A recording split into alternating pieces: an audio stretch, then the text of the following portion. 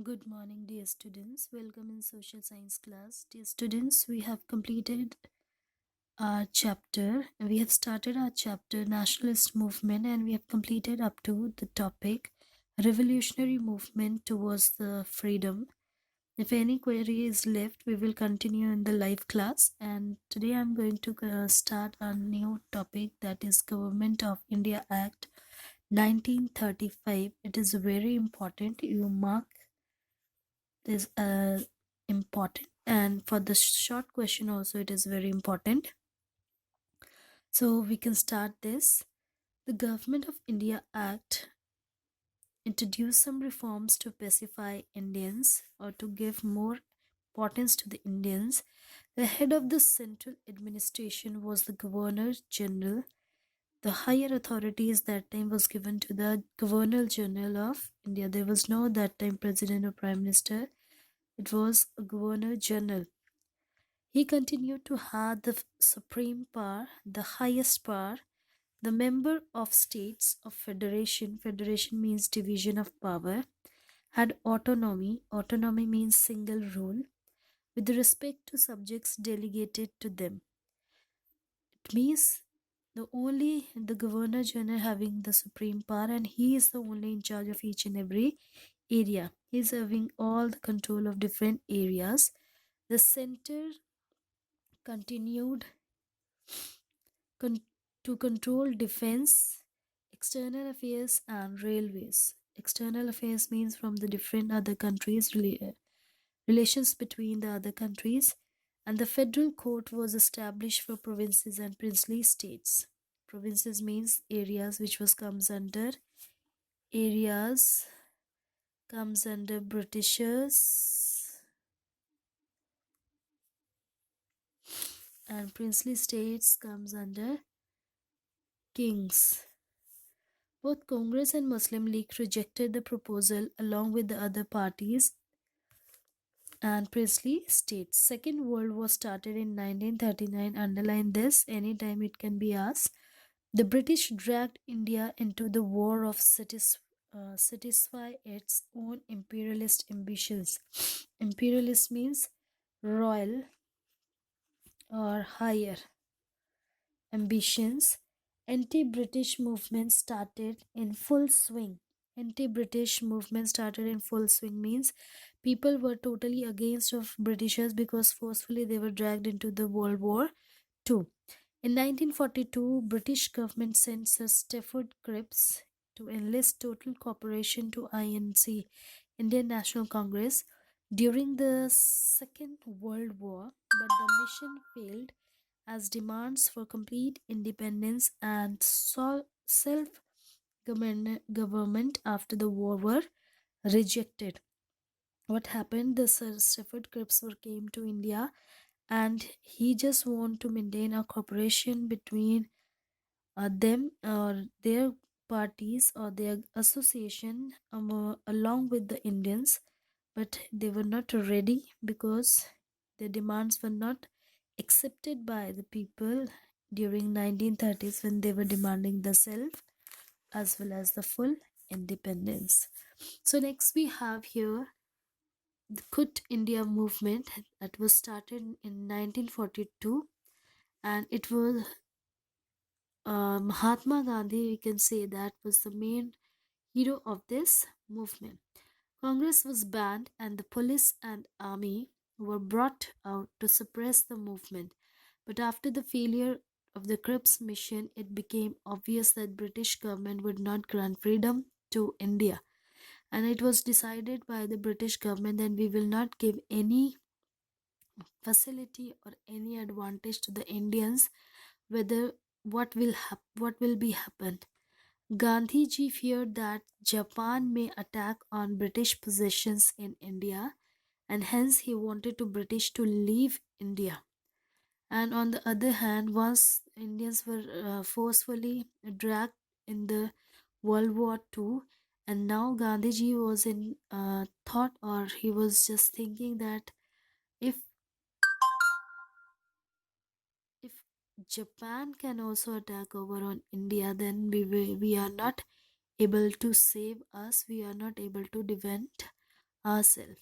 So what he decided that he wanted to British leave India, and Gandhiji gave the final blow to the Britishers on August 8.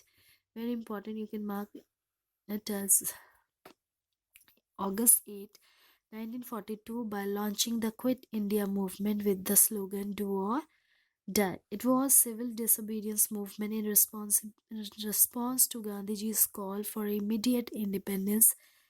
Within 24 hours, Gandhiji and all prominent Congress leaders were arrested after that. And Gandhiji's mantra of "do or die" inspired thousands of people. The Britishers were infuriated. What happened earlier, Gandhiji was totally in favor of non-violence, but in this movement, that was Quit India movement, Gandhiji said do or die. If you want your freedom, you can choose any suitable method. By hook or crook, you have to gain your freedom. The Britishers were infuriated, they were in trouble, and the police and army waged brutal terror on people. And to suppress their movement, they started torturing the Indian public. Subhash Chandra Bose emerged as prominent leader.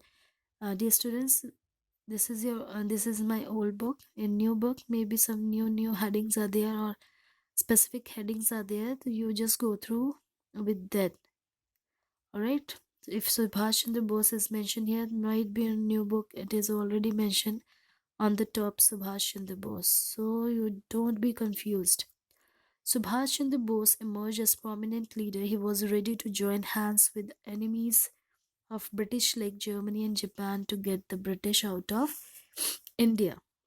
Now he has given the slogan, "You give me blood and I'll give you the freedom." It was the slogan of Netaji Subhash Chandra Bose.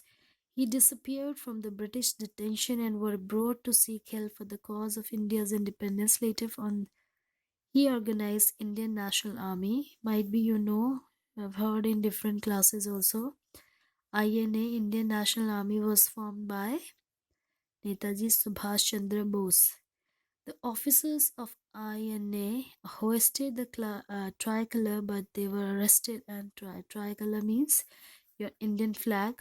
They hoisted, and they all were arrested by the policemen or the Britishers to suppress the power of Indians. Subhash Chandra Bose, inspecting a group of women members of INA, Indian National Army.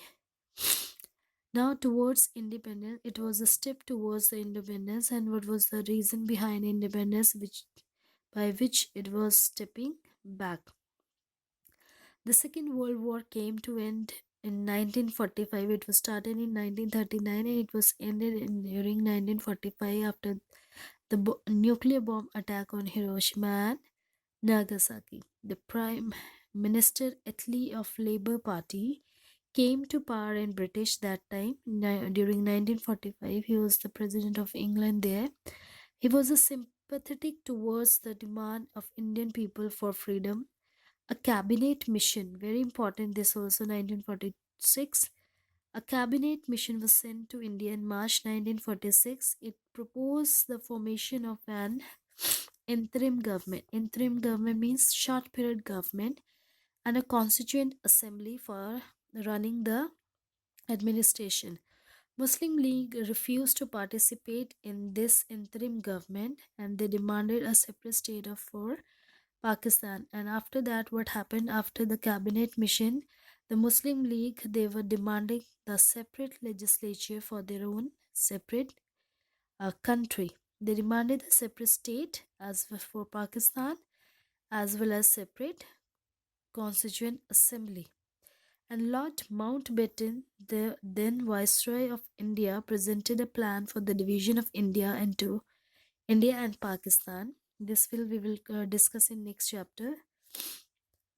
And Gandhiji and other Indian leaders did not approve, but had no choice and no accept to partition due to widespread and job rights. And ultimately, what happened? The India and Pakistan was divided, and partition took place during 1947. Sardar Vallabhbhai Patel had a prosperous practice as a lawyer, and he gave it up to fight for the freedom of India. He joined the disintegrated nation by merging princely states Indian Union. So this was all about. If anything will be left, we will continue in the live class. Whatever problem you have, you're not able to write answers, join the class and you will get each and everything there. All right. So for today, this much. Thank you.